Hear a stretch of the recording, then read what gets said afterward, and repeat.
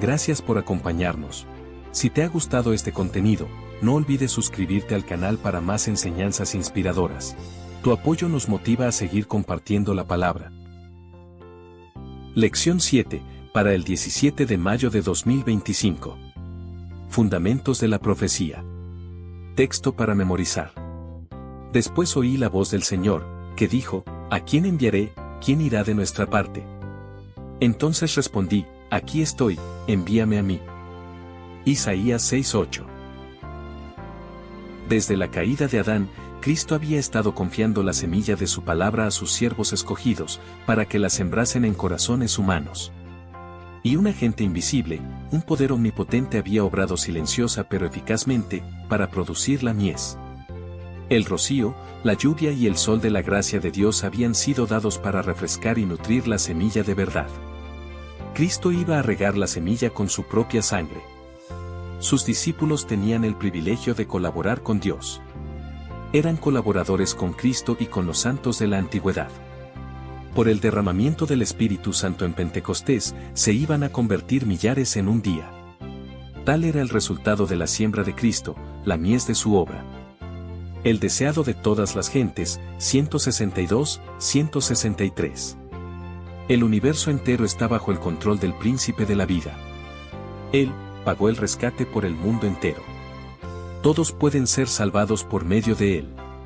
Él nos llama a obedecer, creer, recibir y vivir. Él reunirá una iglesia que abarque a toda la familia humana, si todos abandonan el estandarte negro de la rebelión y se colocan bajo su estandarte. A los que crean en Él, los presentará a Dios como súbditos leales. Él es nuestro mediador, así como nuestro redentor. Defenderá a sus seguidores elegidos contra el poder de Satanás y someterá a todos sus enemigos. Cristo quería que sus discípulos comprendieran que no los dejaría huérfanos. Estaba próximo a morir, pero anhelaba que tuvieran la certeza de que volvería a vivir. Y después de la ascensión, aunque para los discípulos estuviera ausente, sin embargo, mediante la fe podrían verlo, conocerlo y saber que Él continuaría teniendo el mismo interés y amor que les manifestó cuando estuvo con ellos. From the Earth, Co-workers with Christ, 252. No hay consolador como Cristo, tan tierno y tan leal. Está conmovido por los sentimientos de nuestras debilidades. Su espíritu habla al corazón. Las circunstancias pueden separarnos de nuestros amigos, el amplio e inquieto océano puede agitarse entre nosotros y ellos. Aunque exista su sincera amistad, quizá no puedan demostrarla haciendo para nosotros lo que recibiríamos con gratitud. Pero ninguna circunstancia ni distancia puede separarnos del Consolador Celestial. Doquiera estemos, doquiera vayamos, siempre está allí. Alguien que está en el lugar de Cristo para actuar por Él. Siempre está a nuestra diestra para dirigirnos palabras suaves y amables, para asistirnos, animarnos, apoyarnos y consolarnos. La influencia del Espíritu Santo es la vida de Cristo en el alma. Ese Espíritu obra en y por medio de todo aquel que recibe a Cristo. Aquellos en quienes habita este Espíritu revelan sus frutos: amor, gozo, paz, paciencia, benignidad, bondad, fe. La maravillosa gracia de Dios, 6 de julio, 195.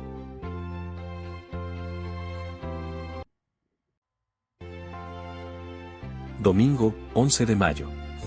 Aquí estoy, envíame a mí. Mientras Isaías contemplaba esta revelación de la gloria y majestad de su Señor, se quedó abrumado por un sentido de la pureza y la santidad de Dios. Cuán agudo contraste notaba entre la incomparable perfección de su Creador y la conducta pecaminosa de aquellos que, juntamente con Él mismo, se habían contado durante mucho tiempo entre el pueblo escogido de Israel y Judá.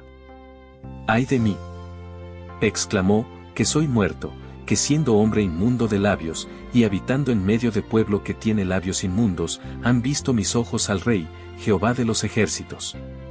Isaías 6:5. Estando, por así decirlo, en plena luz de la divina presencia en el santuario interior, comprendió que si se le abandonaba a su propia imperfección y deficiencia, se vería por completo incapaz de cumplir la misión a la cual había sido llamado. Pero un serafín fue enviado para aliviarle de su angustia y hacerle idóneo para su gran misión. Un carbón vivo del altar tocó sus labios y oyó las palabras, he aquí que esto tocó tus labios, y es quitada tu culpa, y limpio tu pecado. Entonces oyó que la voz de Dios decía, ¿a quién enviaré, y quién nos irá? E Isaías respondió, heme aquí, envíame a mí. Versículos 7 y 8, Profetas y Reyes, 228-229. Dios tiene obreros en toda época. Satisface la demanda de la hora con la llegada del hombre apropiado. Cuando la voz divina clame, ¿a quién enviaré, y quién irá por nosotros?, llegará la respuesta, heme aquí, envíame a mí. Isaías 6, 8. El Señor imparte idoneidad para la obra a todo hombre y mujer que quiera cooperar con el poder divino.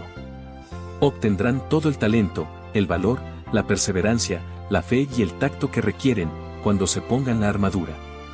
Hay una gran obra que hacer en nuestro mundo, y los agentes humanos responderán ciertamente a la demanda. El mundo debe oír la amonestación.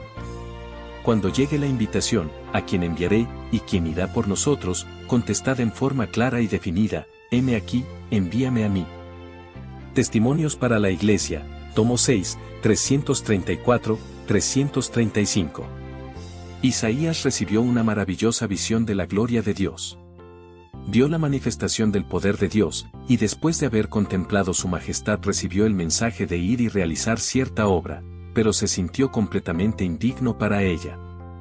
Cuando contempló la inexpresable majestad de Dios, dijo, «Ay de mí, que soy muerto, porque siendo hombre inmundo de labios, y habitando en medio de pueblo que tiene labios inmundos, han visto mis ojos al Rey, Jehová de los ejércitos».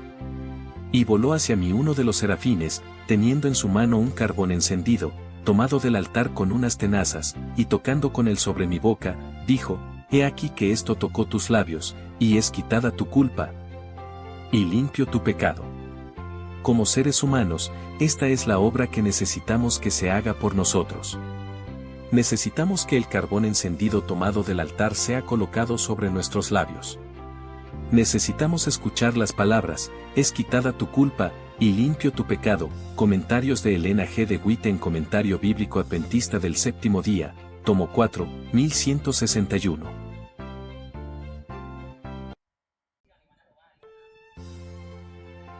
Los dos querubines. El glorioso recordativo del poder maravilloso de Dios pronto será restaurado al sitial que le corresponde. Entonces el paraíso perdido se transformará en el paraíso restaurado.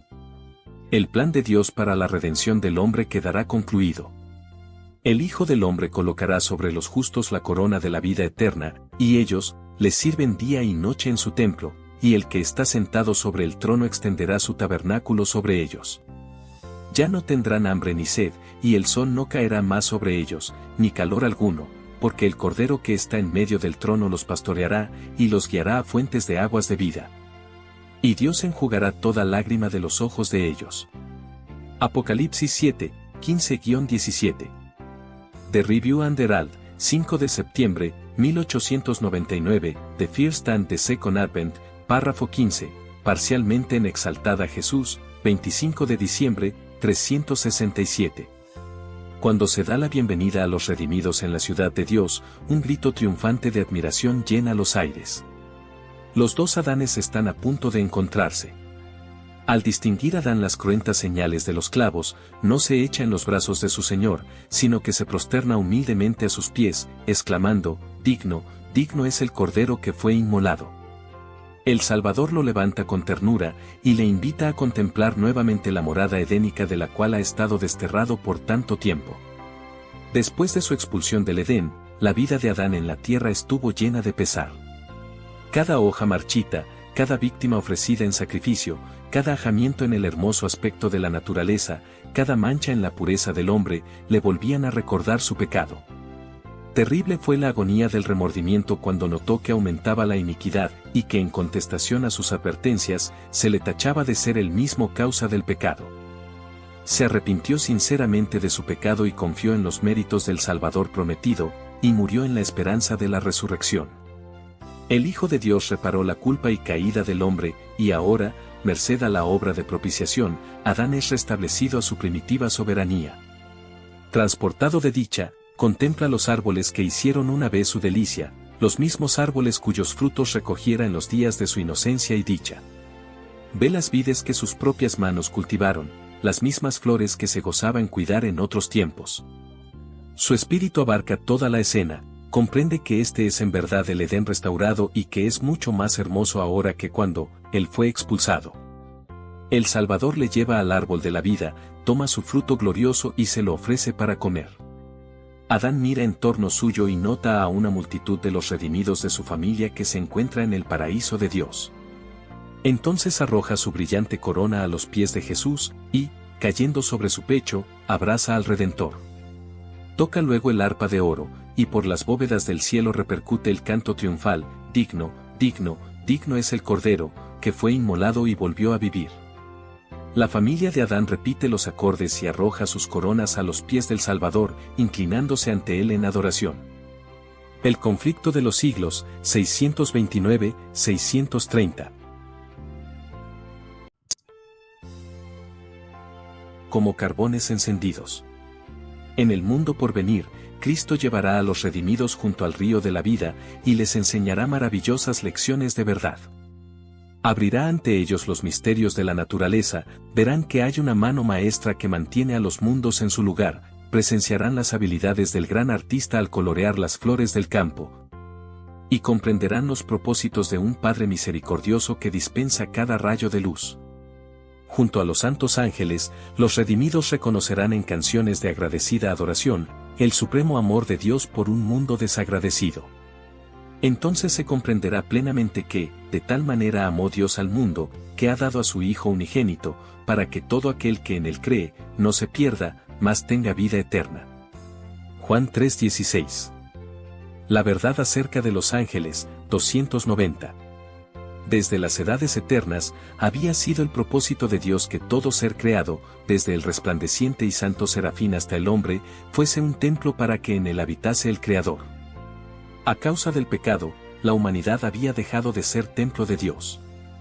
Ensombrecido y contaminado por el pecado, el corazón del hombre no revelaba la gloria del ser divino. Pero por la encarnación del Hijo de Dios, se cumple el propósito del cielo. Dios mora en la humanidad, y mediante la gracia salvadora, el corazón del hombre vuelve a ser su templo. El deseado de todas las gentes, 132. A orillas del río Quebar, Ezequiel contempló un torbellino que parecía venir del norte, una gran nube, con un fuego envolvente, y alrededor de él un resplandor, y en medio del fuego algo que parecía como bronce refulgente. Cierto número de ruedas entrelazadas unas con otras eran movidas por 4 seres vivientes. Muy alto, por encima de estos, se veía la figura de un trono que parecía de piedra de zafiro, y sobre la figura del trono había una semejanza que parecía de hombre sentado sobre él. Y apareció en los querubines la figura de una mano de hombre debajo de sus alas. Ezequiel 1:4, 26, 18. Las ruedas eran tan complicadas en su ordenamiento, que a primera vista parecían confusas, y sin embargo se movían en armonía perfecta.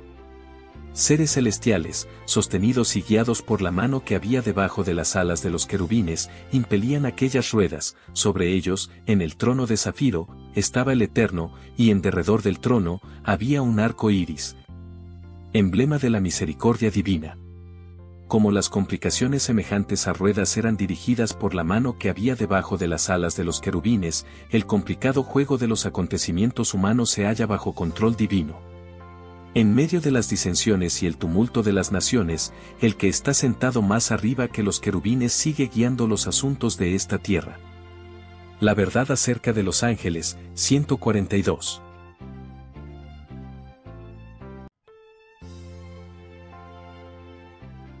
Dios entre su pueblo. Dios dio a Israel un conocimiento claro y definido de su voluntad mediante preceptos especiales que mostraban el deber del hombre para con Dios y para con sus semejantes. Se definió claramente el culto que se debía a Dios.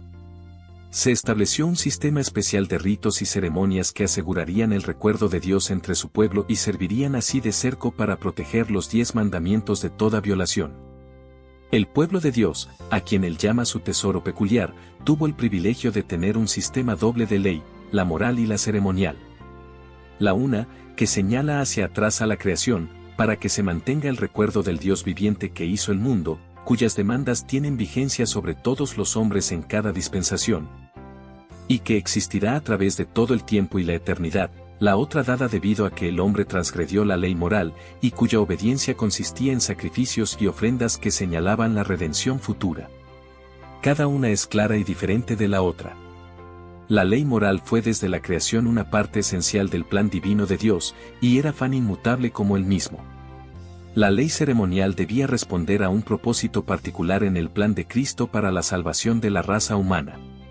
El sistema simbólico de sacrificios y ofrendas fue establecido para que mediante esas ceremonias el pecador pudiera discernir la gran ofrenda, Cristo. The Review and Herald, 6 de mayo, 1875, The Love of God, párrafos 3 y 4, parcialmente en comentarios de Elena G. de Witt en Comentario Bíblico Adventista del Séptimo Día, tomo 6. 1094-1095. El don de Cristo es la mayor garantía posible de ayuda en todos nuestros problemas y de victoria en todos nuestros conflictos. En Cristo está la fortaleza de su pueblo, porque a Él le ha sido dado todo poder en el cielo y en la tierra. Recordemos, como pueblo que ha tenido gran luz, que Cristo se sienta en medio de su pueblo como refinador y purificador de la plata. Él está continuamente purificando los corazones de aquellos que se comprometen en su servicio como obreros junto con Dios. Él obrará a través de cada alma. Él está continuamente purificando los corazones de aquellos que están dispuestos a ser purificados, separando lo puro de lo impuro. Carta 195, 1899, párrafo 12. Se necesitó alrededor de medio año para construir el tabernáculo. Cuando se terminó, Moisés examinó toda la obra de los constructores, comparándola con el modelo que se le enseñó en el monte y con las instrucciones que había recibido de Dios. Y vio Moisés toda la obra, y he aquí que la habían hecho como Jehová había mandado, y bendíjolos. Éxodo 39, 43. Con anhelante interés las multitudes de Israel se agolparon para ver el sagrado edificio. Mientras contemplaban la escena con reverente satisfacción, la columna de nube descendió sobre el santuario, y lo envolvió. Y la gloria de Jehová hinchió el tabernáculo. Éxodo 40, 34. Hubo una revelación de la majestad divina, y por un momento ni siquiera Moisés pudo entrar. Con profunda emoción, el pueblo vio la señal de que la obra de sus manos era aceptada. No hubo demostraciones de regocijo cero en alta voz. Una solemne reverencia se apoderó de todos. Pero la alegría de sus corazones se manifestó en lágrimas de felicidad, y susurraron fervientes palabras de gratitud porque Dios había condescendido a morar con ellos. Historia de los Patriarcas y Profetas, 361-362.